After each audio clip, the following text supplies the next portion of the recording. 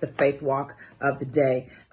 Listen, guys, we know that we've all been called to help those, to help people, to be in ministry. We've all been called to be the hands and feet of Jesus. We've all been called to tell the world about Jesus. So that many of you, saying, I'm waiting on my calling and trying to find out what I'm supposed to do. What we're all supposed to be doing from childhood is learning how to be better givers. And that doesn't just mean money. It means your time. It does mean your resources, but it also means sometimes give space. It give room to just being open to helping other people.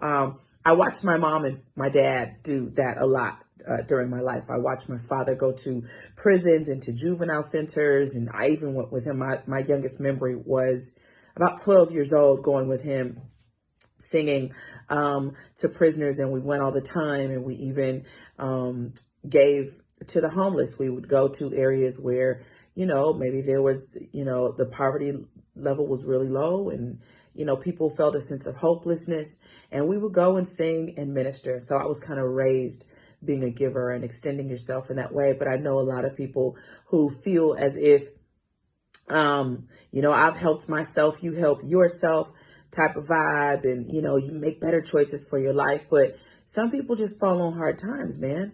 Some people, they just need a little help. And sometimes you can be that help. Now, you have to be careful not to become someone's doormat, even though sometimes that's what serving feels like. You feel like a doormat. You feel like people pour their problems and pour their needs on you, and you have to lift them and encourage them. But if God has equipped you and filled you, and if your capacity is enough to carry that, where you have enough to give and still encourage and uplift and motivate, by all means. But that shouldn't be your first thought.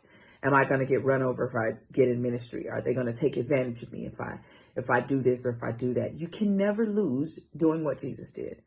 Jesus served, Jesus saved, Jesus healed. Sometimes when they didn't know where their food was coming from, because, back in the Bible days, they couldn't just go to the local drive-through and get some food. It was a different time, a different day. We have a different set of circumstances. So of course we can help.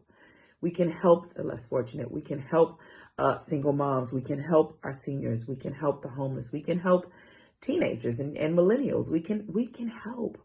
And so let's get out of our own bubbles, our own pity parties. And I'm not saying that to minimize your problem, but the moment you start thinking about other people, you've definitely got on a God level. I remember dealing with different things in my life. And one of the times I literally heard the voice of Jesus say, as you stop worrying about your problems and help other people, then I'll help and change things in your life. So always keep that in your heart and in your mind, that we should always be helping one another. And so try to have that spirit, especially in this time, this strange time that we've never been in before. And watch God work in your life just because you are willing to extend yourself to be a help to someone else. Okay. And that's my faith walk for today, ladies and gentlemen.